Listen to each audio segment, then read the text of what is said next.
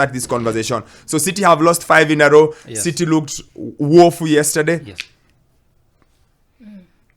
Like I asked, what is wrong? Is there something wrong? Lack of structure, lack of identity. We failed to rebuild the team when we were supposed to.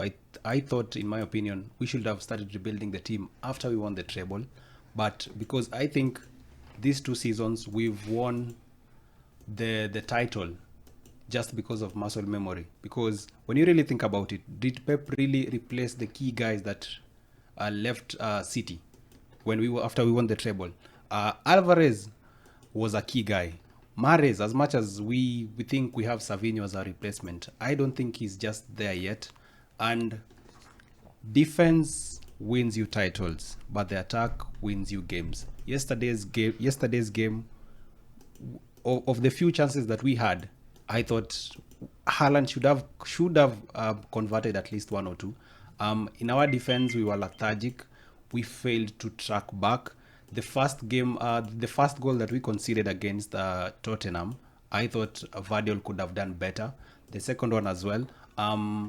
The third goal that we conceded, I thought the likes of Foden and in the middle of the park and Gundogan as well could have done better. But all in all, of course, I'm worried. I'm worried as a City fan. That's why I've won this Finally. Finally. I'm worried. Yeah, I'm worried as a City fan. But given the fact that Pep signed the deal over this week, I believe in him. I still have faith in him that he'll turn things around. Yeah, I think I'll probably now agree with that. There's somebody who mentioned age. The squad is age. Yeah. They have grown all together at the same time, especially in the midfield. Because as we said, most of the time, each team, midfield is the engine of every team.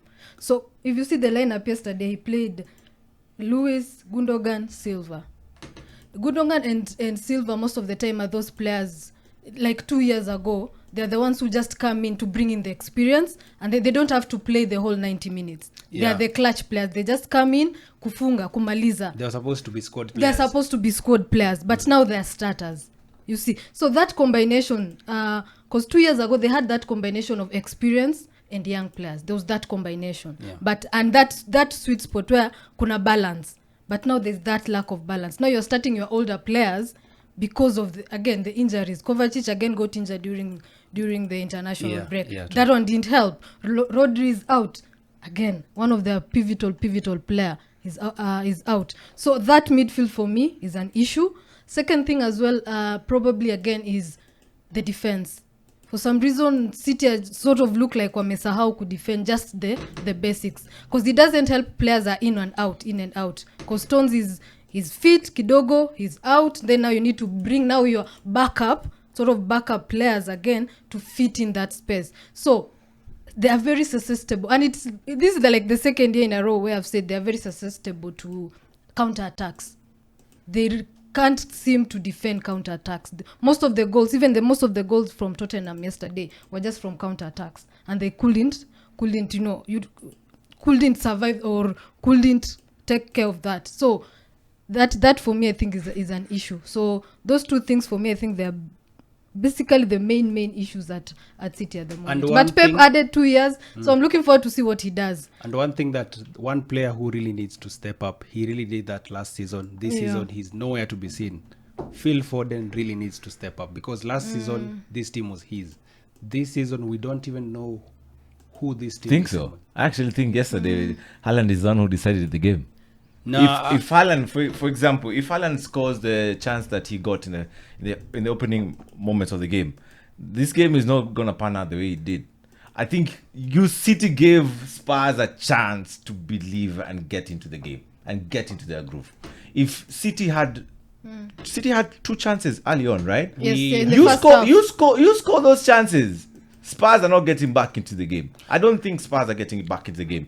I think Haaland should have scored a hat-trick yesterday. If you look at it, 2 chances in the first half, another chance in the second half. He should have scored a hat-trick yesterday. And I think that was what defined the game. You're not taking your chances. My problem you're creating the chances, but you're not finishing them. My problem isn't the results really. It's how we concede such goals. Our performances really, because you can be good, but at some you might be good, but then again you might lose the game. It's just how we handle such Yeah, situations. but Ted, you can't create those number of chances and you expect not to be scored. You will be caught if you create those number of chances and you're not finishing them, because at the end of the day you're giving the opponent confidence to get into the game. You're giving me a chance. You get an opportunity, finish me off. When was the last time Haaland scored in the league? So let's Since before the break. just the other day, I think last weekend versus the last game before the 2-1 versus Brighton, he scored. He scored? Yeah, he scored. And before that? There's a word I love. My favorite word is a word called context. Yeah. It's my favorite word. Why? Context helps one to not overreact or underreact. Yeah. So let's start with the worst. City have lost 5 games in a row. Yeah. 3 times in a row in the Premier League. Yeah. They've lost 3, they've scored 14. 22, and they've conceded 17. Okay? Yeah. Despite City going through their worst run in history, okay, in recent history to Kina Teddy, they are still second on the log. So let's start with something called context. Just context. So, okay. They are only second on the log. Yeah. Yes. They are 5 points behind Liverpool, having played a game less. Yeah. They are a point ahead of Chelsea, Arsenal, Brighton, and 3 ahead of Spurs and Forest and Nottingham and Forest and Villa and Newcastle. So that's the first context. Yep. They are second on the log, despite their 5 losses, worst run, I don't know, since 2000 and something. I can't remember the 2006. start. Yeah. Yes. 6. They're second. Yes. That's first context. 2, they are going through a period where City made the most money in the transfer window. Yeah. This is uncharted territory, unprecedented times. City made more money than anyone in the transfer window. Yeah. You need to sit back and ask yourself, I think that should give you point number 2. Point number 3 is, of course, like you guys are saying, they've been decimated by injuries. Pep generally doesn't have a big squad, Yeah. Yeah. but this year the squad has been even smaller. Yeah. Yes, because this is why I say what I say. We have found out today that City's squad is old.